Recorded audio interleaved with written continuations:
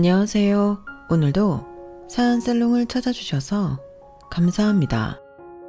저는 수개월 전 너무나 기가 막힌 일을 겪었던 사람입니다. 37년이라는 나름대로 꽤 긴 세월을 살면서 웬만한 충격적인 일은 다 겪어봤다고 생각했지만 그때 겪었던 그 사건은 지금 다시 생각해봐도 너무나 충격적이었던 사건이었어요. 수개월이 지난 지금은 그때의 감정이 많이 무뎌졌지만 다시 생각해봐도 세상에 이런 일이 다 있구나 싶긴 합니다. 사람은 누구나 너무 큰 일을 당하면 주변 사람들에게 그 이야기를 나누고 싶잖아요. 그런데 제 경우에는 그게 제 가족과 연관돼 있다 보니 누군가에게 속을 털어놓기가 쉽지 않았어요. 여기는 인터넷이니까 익명성을 믿고 대나무 숲에라도 털어놓고 싶은 심정으로 이렇게 글을 쓰게 되었답니다. 부디 제 이야기를 끝까지 들어주시고 힘이 되는 말씀을 해주시길 부탁드릴게요. 저는 20대 후반에 남편을 만나게 되었는데요. 원래 저는 서울에서 태어나 대학도 서울에서 나오고 직장도 서울에 있는 곳을 다니던 평생 생활 반경이 서울을 벗어난 적이 없는 사람이었어요. 그런데 직장을 다닌 지 2년 만에 지방으로 발령을 받게 되면서 갑자기 서울이 아닌 다른 곳에서 살게 되었죠. 처음에는 걱정보다는 설레는 마음으로 지방에 내려가게 되었는데 막상 아무런 연고도 없는 지역에 가서 1년, 2년 지내다 보니 외로움이 크게 생기고 말았어요. 회사 사람들과는 친하게 지냈지만 회사 일 외에 제 일상에 대해 맘 편히 수다를 떨 만한 동네 친구가 없었기 때문이죠. 퇴근만 하면 혼자 외롭고 우울한 나날들을 보내던 저는 계속 그러고 있으면 안 될 것 같아 운동이라도 시작하기로 결정했답니다. 원래 건강한 몸에 건강한 정신이 깃든다고 하잖아요. 그래서 크로스핏이라는 당시에 유행하던 운동을 무작정 시작하게 되었어요. 처음에는 온몸에 알이 배기고 힘들었지만 매일같이 가서 열심히 구슬땀을 흘리니 어느새 몸이 적응도 하게 되고 점점 운동에 재미도 느껴지더군요. 그리고 그곳에서 같은 운동을 하는 사람들끼리 운동이 끝나고 모이는 친목 활동도 같이 하게 되었고요. 새로 사귀게 된 친구들은 운동을 하는 사람들이라서 그런지 다들 긍정적이고 활발했고 새 멤버인 저를 굉장히 친절하게 맞아주었어요. 저는 그 모임에 금세 적응을 하게 되었고 거기서 지금의 남편을 만나게 되었답니다. 남편은 그 지역의 큰 공장에 다니는 사람이었는데요. 항상 깔끔하고 무난한 옷을 입고 다니고 성격이 수더분한 사람이었어요. 그런데 남편은 특이했던 점이 하나 있었죠. 아무래도 여러 사람들이 모여 놀다 보니 식사만 하지 않고 2차로 노래방을 가는 등 더 자리가 길어질 때도 있었거든요. 대부분 특별한 일정이 없으면 장소를 옮겨서도 같이 놀고 가곤 했는데 남편은 절대 그러는 법이 없던 사람이었어요. 오죽하면 남편의 별명이 신데렐라였을 만큼 무조건 1차 자리에만 참석을 하고 칼같이 짐을 챙겨 먼저 귀가하는 사람이었죠. 그렇다고 모임을 자주 안 나오는 것도 아니고 식사는 꼬박 참석하면서 옆자리에 앉아 있어도 말수도 적고 그저 사람 좋은 웃음만 짓곤 했어요. 또래의 여느 남자와는 다른 그 모습에 저는 자연스럽게 호기심이 생기게 되었는데요. 태진 씨는 왜 맨날 그렇게 집에 일찍 가세요? 뭐 일이 고돼서 피곤하기도 하고요. 집에 들어가면 할 것도 많고. 왜요? 결혼하셨어요? 아니요, 싱글입니다. 제가 혼자 살고 있거든요. 가면 빨래도 하고 청소도 하고 그래야죠. 그때는 남편의 그 밍밍한 대답이 왜 그렇게 재밌게 들렸나 몰라요.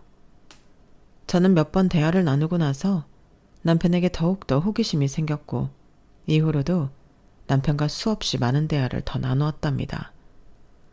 누구나 예상했듯이 저희는 그렇게 자연스럽게 연인이 되었고 2년 뒤에는 결혼도 약속하게 되었어요.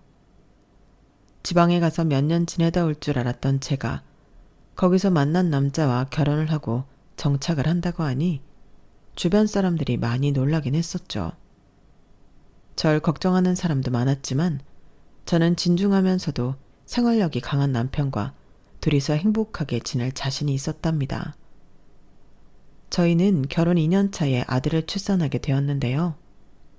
출산과 육아가 힘들다는 말은 이미 익히 알고 있다고 생각했지만 남의 입을 통해 말로 듣는 것과 실제로 제가 경험하는 것은 차원이 다르더라고요.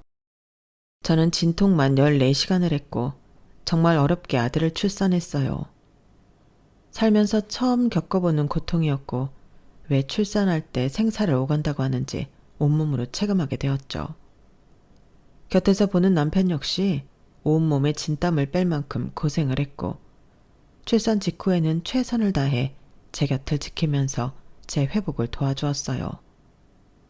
처음에는 제가 몸을 가누지 못할 정도로 아프고 힘들 때 제 곁을 지켜주는 남편이 너무 고마웠죠. 하지만 3일, 4일 정도가 지나고 산후조리원에서 정신없이 지내고 있을 때부터 남편이 자꾸만 사라지는 거예요. 물론 남편도 일이 있으니 저와 같이 산후조리원에서 하루 종일 살기를 바라지는 않았어요. 하지만 서로의 하루 일정과 스케줄을 전부 알고 있는데 남편이 이상하게 퇴근 시간이 늦고 집에만 갔다 온다더니 몇 시간이나 걸리는 거였어요. 극도로 예민한 상태였던 저는 남편에게 서운함이 쌓이기 시작했죠. 당신 왜 이제 들어와? 집에만 갔다가 온다며? 그런데 4시간이 넘게 걸렸어? 그게 집에 들른 김에 샤워도 하고 내일 출근 준비도 다 하고 오느라고 그랬어. 샤워하고 온 거라고? 그게 감은머리야? 알잖아. 나 머리 빨리 마르는 거. 내가 너무 오래 있다가 와서 화났어? 미안해. 다음엔 미리 집에서 뭐하고 올지 다 말하고 다녀올게. 남편이 그렇게 이야기하니 제 입장에서 할 말이 없었어요. 날카로웠던 신경이 사르르 풀리면서 오히려 제가 너무 예민해서 애먼 사람을 잡나 싶은 생각도 들었죠. 그래서 더 이상 아무 말도 하지 않았어요. 이후 남편은 정말로 어디 갈 때마다 뭐라고 올 건지 구체적으로 이야기를 하고 다녀왔어요. 게다가 얼마 뒤 남편은 회사에서 새로 들어오는 일들이 많아서 공장 설비들을 대대적으로 변경해야 하는 일이 생기게 되었어요. 남편도 남편대로 고생을 하다 보니 제가 더 이상 남편에게 서운함을 표출할 수 없었죠. 그런데 남편은 너무 오랫동안 바쁜 거예요. 산후조리원에서 나와 집에서 육아를 시작하니 그때는 진짜 전쟁 같았거든요. 물론 남편이 집에 있을 때는 육아를 열심히 도와주긴 했죠. 문제는 남편이 집에 있는 적이 별로 없었다는 겁니다. 잠깐 바쁠 거라더니 장장 6개월 동안 얼굴 보기가 힘들 정도였어요. 원래도 일의 특성상 야근을 자주 하긴 했었지만 하필 그 시기에 자꾸만 남편이 12시가 넘어 들어오니 제 입장에서는 서운함을 넘어 화가 쌓이게 되었어요. 그러다가 한 번은 도대체 남편이 집에 왔다가 가는 건지도 모를 만큼 거의 열흘 정도 코빼기도 안 비추던 때가 있었어요. 아무리 바빠도 그렇지 한 집에 살면서 열흘이나 모습을 못 본다는 게 기가 차더군요. 열흘이면 주말도 껴 있었는데 남편이 주말에도 집에 없었던 거였으니까요. 머리 뚜껑이 열릴 정도로 화가 난 저는 작정하고 남편이 집에 들어올 때까지 문 앞에서 버티고 있다가 새벽에 들어오는 남편을 붙잡고 있는 대로 화를 내기 시작했어요. 당신 대체 언제까지 맨날 야근이야? 내가 언제까지 맨날 잠도 못 자면서 애를 혼자 키워야 하냐고. 공장 설비인지 뭔지 그걸 지금 반년 동안 하고 있는 거야? 그 회사는 뭐 당신 혼자만 일한대? 아니야. 그게 아니라 최근에 새로 들어온 신입이 사고를 쳐서 그래. 정말 미안해. 내가 관리자라서 지금 자리를 비울 수가 없어. 진짜 일만 끝나면 집에서 같이 육아 도와줄게. 여보, 정말 미안해. 그 일 끝나면 또 뭐가 있고 또 무슨 다른 일 생기고 그럴 거 아니야. 당신 나 몰래 바람 펴? 뭐가 그렇게 맨날 핑계가 많냐고. 아니야, 정말 없어. 그런 거 아니야.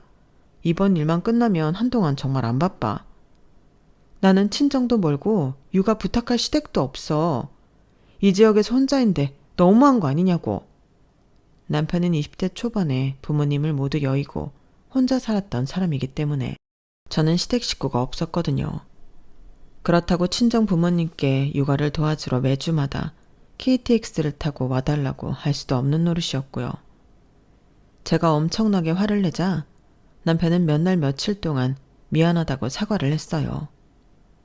야근을 줄일 수가 없어서 그랬는지 집에 있는 동안에는 잠도 많이 안 자고 청소든 빨래든 자기가 할 수 있는 모든 집안일과 육아를 맞춰 놓더군요. 남편이 그렇게 행동을 하니 저도 계속 화를 내기가 미안해졌죠. 그때는 저도 산후 우울증이었는지 차라리 남편이 나쁜 사람이어서 제가 마음 편하게 욕이라도 했으면 좋겠다는 생각이 들기도 했네요. 그렇게 남편과 저는 각자 힘들게 몇 년을 버텨냈어요. 그러고 나니 아이가 어린이집에 들어갈 시간이 되었고 그제서야 숨통이 좀 트이더군요. 저는 회사에 복직해서 육아도 하고 일도 하는 워킹맘이 되었어요. 물론 그 삶도 정신이 없었지만 애가 신생아였을 때에 비하면 훨씬 나았죠. 한편으로는 아무래도 제가 일하는 동안 애와 함께 있어주지 못하는 게 마음에 걸리기도 했는데요. 고맙게도 저희 아들은 밝고 건강한 어린이로 잘 자라주었답니다. 아들을 키우면서 남편과 저는 가끔씩 투닥하는 일은 있어도 육아 초창기 때처럼 누구 한 명이라도 크게 언성을 높이는 그런 일은 없었어요. 그런데 아들이 유치원을 들어가고 남편의 직급이 더 높아졌을 때 저희 부부는 또다시 불화가 생기기 시작했어요. 사실 신혼 초기부터 모든 부부싸움의 원인은 항상 남편이 바쁘기 때문에 일어난 거였는데요. 남편이 승진한 이후에는 단순히 바쁘다는 이유로 싸운 것이 아니었어요. 남편의 스케줄이 너를 뛰기 시작한 게 원인이었죠. 분명히 남편이 일찍 온다고 해서 가족끼리 외식을 하기로 했는데 연락도 없이 10시에 들어오지를 않나. 제가 회사에서 외부 일정이 있어 남편이 아들 하원을 시키기로 했는데 갑자기 2시간 전에 못 데리고 오겠다고 연락을 하기도 했어요. 그리고 그 일로 화를 내자 그 다음엔 저에게는 말도 없이 자기 회사 사람들에게 아들 하원을 시키기도 하고요. 물론 부부 사이에 스케줄 변동이 생기면 당연히 제가 맞춰줄 수는 있어요. 그런데 그것도 한두 번이어야지 자꾸만 무슨 일이 있기 직전에 말을 바꾸거나 저에게 미리 연락도 없이 약속과 다르게 일을 진행하니 저도 점점 화가 올라오기 시작했죠. 그러다가 이 일이 발생하고 만 겁니다. 사건의 발단은 저희 아들이 초등학교를 입학하고 첫 운동회를 앞두고 있던 것이었어요. 아들은 난생 처음 운동회를 한다고 잔뜩 설레고 신이 난 상태였죠. 저희 부부는 2주 전부터 둘 다 시간을 빼서 가기로 결정했고요. 왜냐하면 저희 아들이 운동회 때는 부모님도 참여하는 활동이 있으니까 꼭 와달라고 여러 번 이야기를 했거든요. 특히 아들은 남편한테 계속해서 꼭 와야 한다고 조르고 또 졸랐죠. 아빠, 진짜 꼭 와야 돼? 진짜로 올 거지? 알았어, 아빠 진짜 갈게. 진짜로? 이번에는 진짜로 와야 돼? 알았어, 진짜로 꼭 갈게. 그런 아들의 모습을 보고 있자니 제가 다 마음이 짠하더라고요. 얼마나 아빠가 약속을 안 지키는 게 익숙하면 고작 8살짜리 애가 저럴까 하고요. 그래서 저는 아들을 재우고 나서 남편에게 신신당부를 했어요. 당신 승우 운동회 날에 꼭 와야 돼. 또 전날 갑자기 일 생겼다거나 당일날 갑자기 취소하면 진짜 안 돼. 이번에는 꼭 와. 알았다고. 이번에는 미리 다 이야기했어. 이래놓고 맨날 직전에 뭐 때문에 안 된다고 하고 또 뭐 때문에 못 간다고 하잖아. 애가 오죽하면 아빠한테 10번 20번 물어보겠어. 자꾸 애한테 거짓말하면 애가 앞으로 아빠 말을 어떻게 믿겠냐고.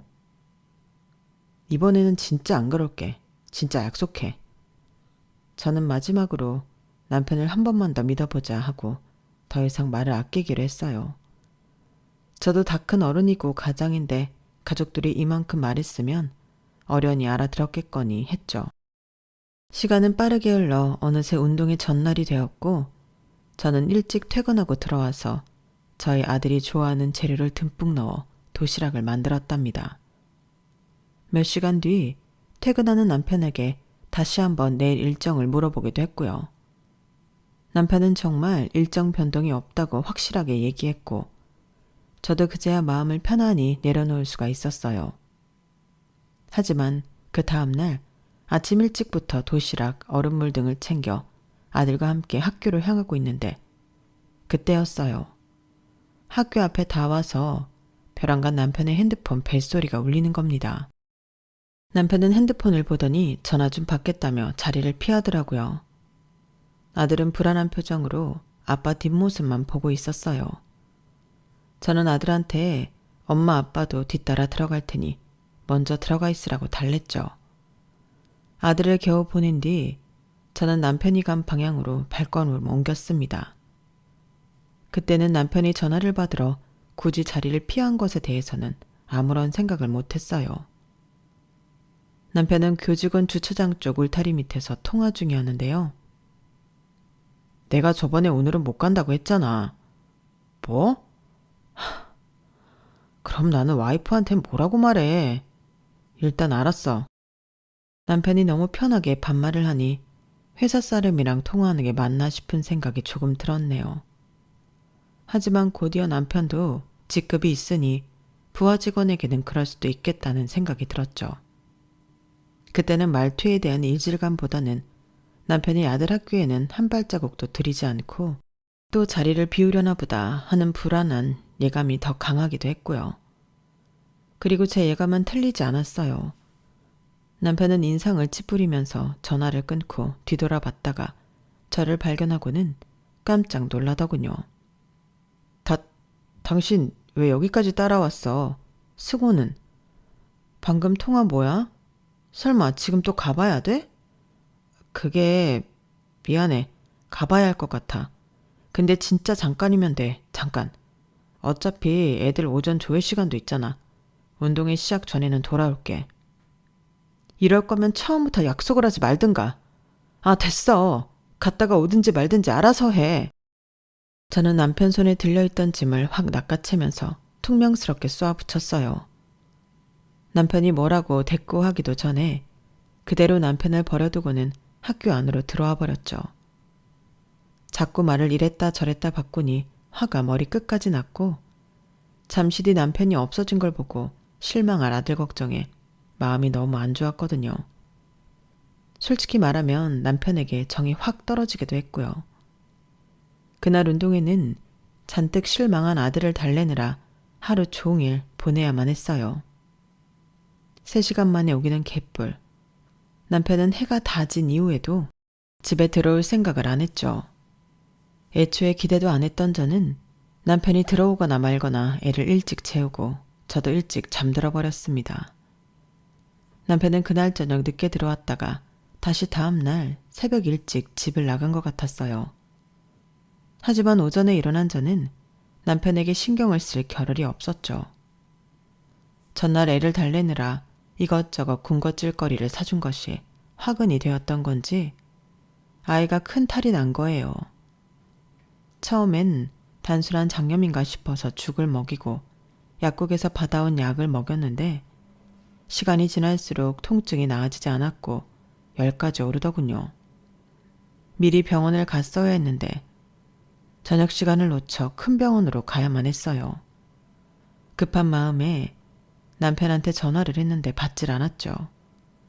아들이 아프니 빨리 와달라는 메시지만 간단하게 남긴 채 저는 애를 데리고 멀리 있는 큰 병원에 갔습니다. 병원에서는 식중독이라고 하더라고요. 아이 주사를 마치고 약을 받아 집으로 돌아오니 그제서야 남편한테 전화가 오는 겁니다. 저는 일단 남편 전화를 무시하고 아들부터 약을 먹이고 재웠어요.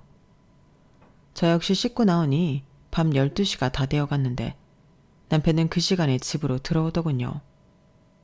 승호는 괜찮아? 미안해. 문자를 너무 늦게 봐서 보자마자 집으로 온 거야. 병원 다녀왔어?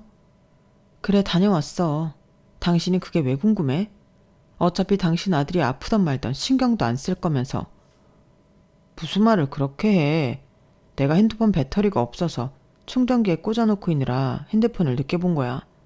미안해. 그래도 내가 아들한테 관심이 없다니. 주말마다 애랑 하루 종일 놀아주잖아. 당신은 육아가 취미야? 뭐 주말마다 놀아줘? 그럼 평일은? 애가 아플 때는? 애 키우는 게 당신 하고 싶을 때 좀 깔짝거렸다가 당신 바쁘면 내 팽개치는 그런 거냐고. 아니, 나도 바쁘니까 그렇지. 내가 미안하다고 했잖아. 내가 그러고 싶어서 그러는 것도 아닌데 왜 당신은 맨날 화만 내? 뭐? 내가 지금 몇 번을 참다가 말하는 건 줄 알아? 그 회사에서 일은 당신 혼자 다 해? 어? 이 집에서 당신만 직장인이야? 나도 회사에서 팀장이야. 그런데도 애한테 무슨 일 있으면 곧장 달려오고 상황이 어려우면 당신한테 얘기를 하던 애 학교 선생님, 학원 선생님한테 전화 돌려가면서까지 어떻게든 케어하려고 하는데 그걸 왜 나만 애쓰고 있어야 하냐고. 내가 지금 맞벌이 부부인지 싱글맘인지 모르겠어 아주. 나도 가장 노릇하려고 돈 버느라 그런 거잖아. 저는 그날 그동안 쌓여왔던 감정이 폭발해버려서 속에 있는 모든 말을 다 뱉어버렸어요. 그런데 남편도 제 말을 들어주는 게 아니라 똑같이 맞받아 쳐버렸죠. 제 딴에는 정말 몇 년 동안이나 참다 터진 건데 남편은 미안하다는 소리는커녕 자기도 가장 노릇하느라 그랬다는 말만 반복하더군요. 저는 그런 남편한테 정말 있는 정 없는 정 다 떨어져 버렸고요. 저희 부부는 답이 없는 싸움을 하다가 서로 돌아서 버렸고 그 이후로 사이가 계속해서 냉랭해졌어요. 저는 남편이랑 같은 공간에 있는 것도 싫어졌고 서재로 쓰던 작은 방에 이부자리를 들고 가 혼자 잠들기 시작했죠. 얼마 뒤엔 남편이 서재에 자겠다고 해서 다시 안방으로 들어가긴 했지만 어쨌든 한동안 각방을 쓰며 지냈어요. 약 3개월 정도의 시간이 그렇게 흘렀습니다. 그동안 남편과는 정말 필요한 말이 아니면 아예 말을 섞지 않았어요. 또 언쟁을 벌이기 싫어 아들 학원 다 끝나고 집에 데리고 오는 것도 전부 제가 도맡아 했죠. 그러던 어느 날 제가 회사에 급한 일이 생겨 남편에게 연락을 했어요. 그날 하루만 애를 데리고 와달라고 하려고요. 하지만 역시나 남편은 전화도 문자도 전부 받질 않았고 저는 결국 자포자기 심정으로 무리해서 일정을 변경해가면서 아들을 데리러 나갔습니다.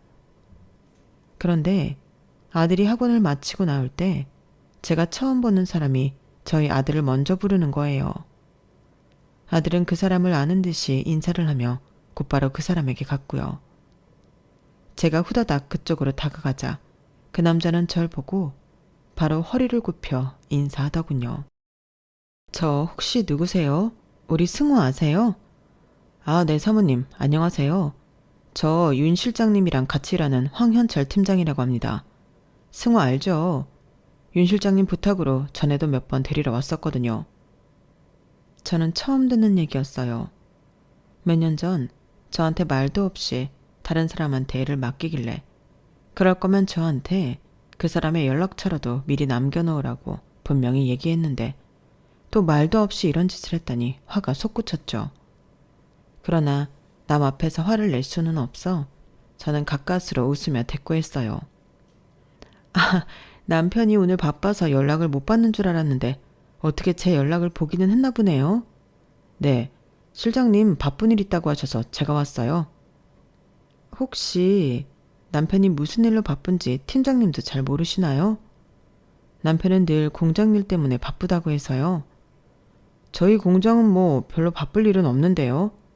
저한테는 가족 일이라고 해서 무슨 일이신지는 정확히 잘 모르겠어요.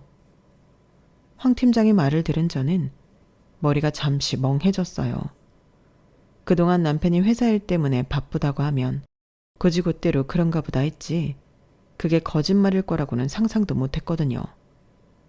황 팀장이 말을 듣고 나서야 결혼 초기에는 무슨 일 때문에 갑자기 회사를 가야 하는지 상세히 설명하던 남편이 어느 순간부터는 이유도 명확히 얘기하지 않고 나가버렸다는 게 깨달아졌죠. 이유를 설명하지 않으면서부터 연락이 안 되는 날도 많아졌다는 것도요. 혈연도 없는 사람이 집에도 회사에도 없으면 도대체 어디에 있을까 생각하다가 불현들 아들 운동회 날 회사 사람이라고 하기엔 너무 친근하게 통화하던 남편의 모습이 생각이 났습니다. 아, 이 남자가 바람을 피는구나 하고 그제야 깨달은 거죠. 모든 게 너무 분명했는데 이제야 안 제 자신이 너무 바보 같았을 정도였어요. 저는 그날 밤을 뜬 눈으로 지샜고 다음 날이 되자마자 제 친동생에게 전화를 걸었습니다. 제 동생이 변호사거든요. 전화해서 자초지종을 설명하니 동생은 연신 세상에만 반복하더군요. 세상에, 형부 진짜 쑥 맥인 농촌 청년 같더만 여자가 생길 줄이야. 그래서 증거는 잡았어? 어제 새벽에 몰래 남편 방에 들어가서 핸드폰이라도 보려고 했는데 비밀번호가 걸려있더라고. 풀어보려고 했는데 결국 못 풀었어. 확실한 증거를 잡기 전에는 절대 먼저 티내면 안 돼. 언니가 무기를 먼저 쥐고 있을 때 티를 내야 한다고. 알았어? 핸드폰 여는 거 말고는 무슨 방법이 없을까? 나 진짜 어제 한숨도 못 자고 애 생각하면 어떻게 해야 할지도 모르겠고 진짜 미치겠어. 나도 뭐 사실 이혼 전문 변호사는 아니잖아. 맨날 채권 추심 같은 거나 하지. 그래도 빚쟁이를 찾으러 다니고 이런 적 많았다며 현장을 그냥 확 덮쳐버릴까?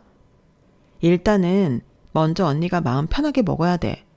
이거 몇 주 만에 끝나는 싸움이 아니라 1년, 2년 넘게 걸릴 수도 있어. 내가 동기 중에 이혼 변호하는 애들이 있으니까 물어봐 볼게. 내가 안 그래도 이번 주 주말에 속초에 여행 가려고 했었거든? 땡땡 리조트 예약해놨었는데 그때 만날래? 그래? 잘 됐네. 나도 차로 가면 금방이니까 그때 만나서 얘기하자. 승호 잠깐 친구네 집에 좀 가 있으라고 해야겠어. 그래, 일단 마음 단단히 먹고 절대 티내지 말고 있어. 알았지?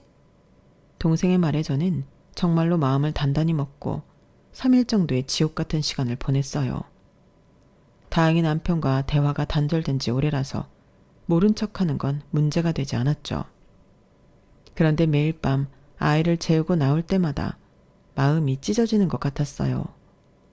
아무것도 모르는 아들을 보자니 이혼을 하는 게 맞는 건가 싶기도 하고 지금처럼 말도 안 하고 방도 따로 쓰고 살다 보면 아들이 대학에 갈 때까지는 버틸 수 있겠다 싶기도 했죠.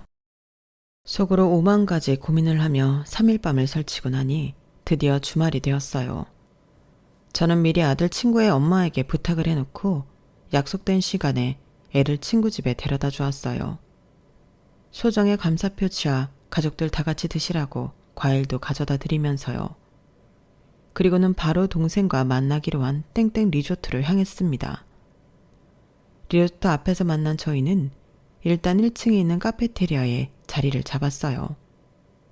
동생이 자기가 이것저것 알아왔다며 서류를 꺼내드는 모습을 멍하니 지켜보고 있는데 벼랑간 동생이 제 뒤쪽을 뚫어져라 쳐다보는 겁니다. 뭐야, 뭔데? 저도 동생을 따라서 뒤를 돌아보았지만 아무도 없었어요. 왜 그래? 누구 있어? 아니, 그게 아니라 저거 형부차 아니야? 형부차가 여기 왜 있어? 동생이 손가락으로 가리키는 곳을 보니 정말로 저 멀리 남편의 차가 막 주차장으로 들어오고 있는 게 보이더라고요. 예상치 못한 일에 저희 두 자매는 당황해서 허둥지둥 가방부터 챙기고 일어났어요. 뭐 어떻게 해야 돼? 난 당연히 출근한 줄 알았는데 일단 숨어? 당연히 숨어야지. 여기 있으면 바로 보이잖아. 저기 기둥 뒤를 일단 자리 옮기자. 빨리 와.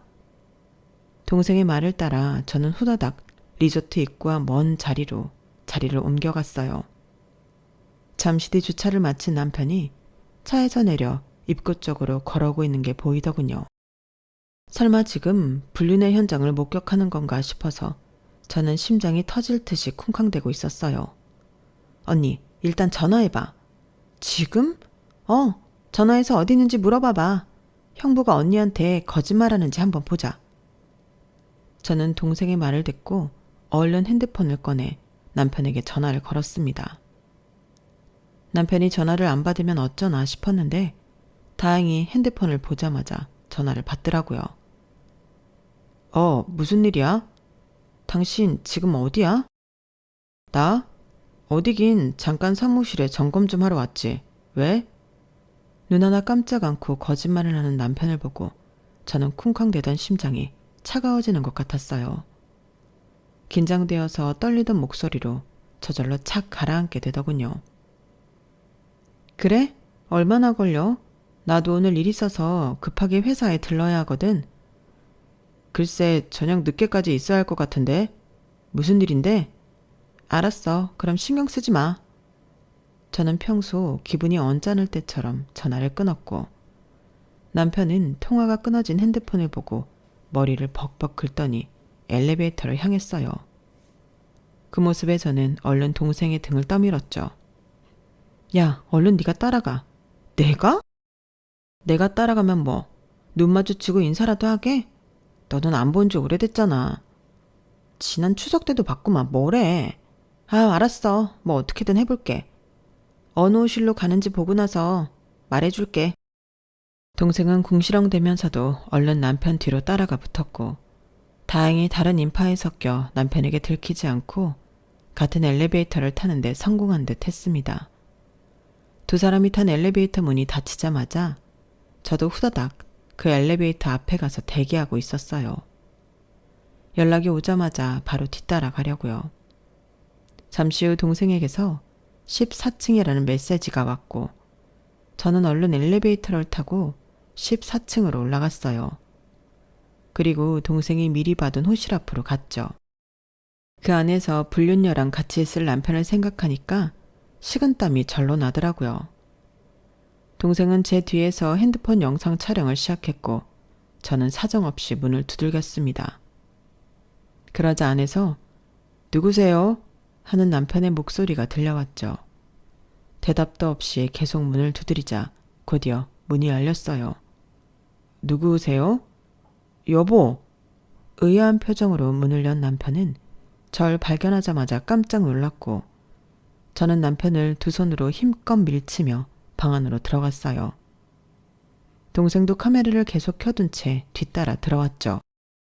두 사람이 어떻게 여기에... 잠깐만 여보. 어딨어? 어딨냐고 이 더러운 년놈들. 그 순간에는 저도 눈이 돌아가서 불륜녀 머리채라도 잡을 기세로 방 안으로 들어갔는데요. 중문을 열어 젖히고 들어가자 제 눈에 들어온 건 불륜녀가 아니었습니다. 휠체어에 탄 어떤 남자였어요. 전혀 예상치도 못했던 상황에 저는 그 자리에서 얼어버렸고 동생 역시 놀란 기색을 숨기지 못했죠. 저희 두 자매가 너무 당황해서 아무 말도 못하고 있자 남편이 땅이 꺼져라 한숨을 쉬면서 저에게 오더군요. 우리 형이야. 인사해. 안녕하세요. 남편의 형이라고 소개한 그분은 몸이 많이 불편하신 것 같았어요. 얼굴도 두 팔도 마음대로 제어가 안 되시는 듯 해보였고 저희를 보면서도 어눌하게 인사를 할 뿐 바로 시선을 돌려버리셨죠. 뒤늦게 이성이 돌아왔는지 동생은 급하게 카메라를 꺼버렸어요. 남편도 적잖이 당황했는지 한동안 머리를 벅벅 긁고 마른 세수를 하더니 한참 뒤에 일단 집에 가 있으면 자기가 저녁에 집에 들어가는 대로 이야기를 하자고 하면서 저희를 보내려고 했어요. 그러자 눈치도 빠르고 머리도 좋은 동생이 자기가 아주버님과 같이 있을 테니 저희 둘이 나가서 대화를 하고 오라고 배려해 주더군요. 남편은 잠시 고민하다가 여러 가지 주의사항을 이야기해 주면서 무슨 일이 있으면 바로 연락을 달라고 신신당부를 했어요. 이후 저희 부부는 자리를 옮겨 대화를 하게 되었죠. 처음에는 입이 잘 떨어지지가 않았는데 남편이 먼저 저에게 이야기를 시작하더군요. 덤덤한 말투로 얘기를 시작하던 남편은 곧 눈물을 뚝뚝 흘리면서 고해성사를 했어요. 원래는 형은 계속 요양시설에 있었어. 그런데 7년 전에 갑자기 그 시설이 운영난으로 문을 닫아버려서 그래서 어쩔 수 없이 형 맡길 요양시설을 알아보느라고 내가 옆에 있어줘야만 했어. 형은 태어날 때부터 선천적으로 뇌성마비 환자라서 보호자가 없으면 하루도 생활을 못해. 급한 대로 원룸이라도 구하고 간병인이라도 불러서 교대로 봐주고 있었지. 그러다가 우리 집에서는 멀지만 여기 가까운 데에 요양시설이 있다고 해서 들어왔고 그게 한 6개월 정도가 걸렸었던 거야. 그때 당신은 승우 나온 지 얼마 안 돼서 엄청 힘들었었는데 내가 곁에 있어줄 수가 없었어. 정말 미안해. 남편은 계속 말을 이었어요. 새로운 요양시설로 옮기고 한동안은 괜찮았는데 갑자기 형이 여기저기가 아프기 시작했다고요. 저희랑은 다르게 뇌성마비 환자는 노화가 훨씬 빠르고 몸이 더 빨리 망가진다고 하더군요. 4년 전에는 고관절이 탈구돼서 수술을 받았고 작년에는 신부전증 진단까지 받았었다고 해요. 그 과정에서도 수술과 통원치료를 몇 번이나 받았어야 했고 유일한 보호자였던 남편은 그때마다 달려왔어야만 했었던 거죠. 남편은 그 외에는 2, 3주에 한 번씩 형을 만나러 왔는데 어디 밖에 나가기 불편하니까 그 리조트에 자주 데려와 경치라도 좋은 걸 보여주곤 했다고 해요. 그곳이 높은 층에 뷰가 굉장히 좋은 편이거든요. 남편의 말이 끝날 때까지 조용히 듣기만 하던 저는 가장 중요한 질문을 던졌는데요.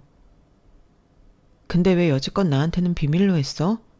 나한테는 외동아들이라고 했잖아. 몸이 아픈 형이 있어서 형 봐주러 가야 된다고 얘기를 했으면 오해할 일도 없었잖아. 그게 사실 부모님이 돌아가시기 전에 장가갈 때는 형이 있다고 얘기하지 말라고 하셨어. 뭐? 형도 그걸 원했고 이 사실을 알면 나한테 시집 올 여자는 없을 거라면서. 그럼 시집 온 다음에는 시집 와서 거진 10년을 같이 산 다음에는 그때는 얘기해도 되는 거 아니야? 아니 그동안 그렇게 오해가 쌓이고 나랑 관계가 틀어져도 그래도 절대 이야기를 안 할 생각이었다고? 이유를 말했으면 정말 이혼할까봐 그랬어. 어이가 없는 남편의 대답에 저는 벌떡 일어나 남편의 등짝을 사정없이 내리쳤어요. 남편은 악소리를 지르며 등에 불이 나도록 저에게 얻어맞았죠. 당신이 하도 말을 안 해서 이혼하려고 했어. 하도 아무 말도 안 하고 지멋대로 굴어서 이혼하려고 했다고. 집구석에는 오지도 않고 공장 일도 바쁘지도 않다는데 하고 날 연락도 없이 사라지니까 내가 오해를 할 수밖에 없잖아. 그래 안 그래? 아 그래. 나는 당신이 바람피는 줄 알았다고 이 화상아. 수년 동안 쌓여 있었던 울분을 토하며 남편을 사정없이 때리던 저는 그만 다리에 힘이 풀려 주저앉아서 엉엉 울었어요. 그런 절 보고 남편도 절 안고 엉엉 울고 사람들이 다 이상하게 쳐다보고 갔지만 저희는 다른 사람을 신경도 못 쓰고 우느라 바빴네요. 그렇게 서로 쌓인 오해를 푼 저희 부부는 그날 이후로 연애할 때로 돌아간 것처럼 서로 사이가 다시 좋아지게 되었답니다. 남편은 아들에게도 그동안 아빠가 함께 해주지 못해서 미안했다며 사과를 했고 한동안 멀어졌던 남편과 아들 사이도 회복할 수 있게 되었어요. 가족끼리 관계가 모두 회복된 뒤 저는 그동안 아주버님 요양시설 비용이나 수술비는 어떻게 해결했는지 물어보았는데요. 남편은 그동안 아주버님의 모든 요양원 비용과 병원비를 돌아가신 시부모님이 남겨준 유산으로 해결했다고 해요. 시부모님이 당신들 유산을 전부 아주버님 치료비로 써달라고 부탁하셨다고요. 유산의 전부를 아픈 첫째 아들에게 맡기면서 둘째 아들에게는 형을 언급하지도 말고 지내라고 하셨다니. 그 마음이 이해는 되지만서도 한편으론 그러지 마시지 싶기도 했네요. 이런 문제의 정답은 없지만 그래도 진짜 가족을 만나면 비밀을 털어놓으라고도 말씀해 주셨으면 좋았을 텐데 말이에요. 갑자기 큰아빠가 생긴 아들은 처음에는 아주버님을 보고 조금 겁을 먹는 것 같다니 이내 적응하게 되었어요. 아주버님과의 의사소통은 상당히 힘들지만 그래도 남편이 정기적으로 방문할 때는 저는 꼭 아들의 손을 잡고 남편과 함께하고 있답니다. 남편의 말로는 아주버님이 일반인처럼 오래 살기는 어려울 것 같다더라고요. 그래서 저희 곁에 계실 때 자주 만나게 해주는 게 좋을 것 같았어요. 아주버님도 조카를 좋아하시니까요. 또 다른 이유로는 저희가 계속 같이 다녀야지 남편도 가족은 서로 숨기는 것 없이 모든 걸 함께 해야 한다는 걸 깨달은 것 같았거든요. 제 노력 덕분인지 처음엔 어색해하던 남편도 이제는 편하게 형을 보러 가자고 이야기를 할 수 있게 되었죠. 그리고 이제는 제가 물어보지 않아도 남편이 먼저 회사에는 무슨 일이 있는지, 아주버님에게는 무슨 일이 있는지 미주알 고주알 얘기하기 시작했답니다. 그뿐만이 아니라 누구보다도 더 연락이 잘 되는 사람이 되기도 했어요. 물론 여전히 저희 부부 둘 다 맞벌이를 하고 육아도 하고 아주버님까지 챙기면서 바쁘게 살고 있지만 서로 오해만 깊어지던 지난 날들을 생각하면 현재가 훨씬 마음이 가볍고 행복하네요. 지금까지 저희 가족이 이렇게 다시 하나가 된 이야기를 들어주셔서 정말 감사합니다. 지금은 수개월이 지났지만 가끔씩 당시를 생각해보면 무슨 이런 기막힌 일이 있나 싶은 생각을 종종 하곤 했어요. 그러다가 이렇게 제 사연을 보내게 되었고요. 혹시나 현재 인생이 너무 힘들고 고된 부분들이 있다면 저희 가족이 서로 화해했던 이 이야기가 따뜻한 위로가 되었으면 좋겠습니다. 끝까지 들어주셔서 감사합니다. 여러분, 사연 댓글에 응원과 현명한 조언 부탁드려요. 좋아요와 구독은 저에게 큰 힘이 됩니다. 오늘도 좋은 일 가득하세요.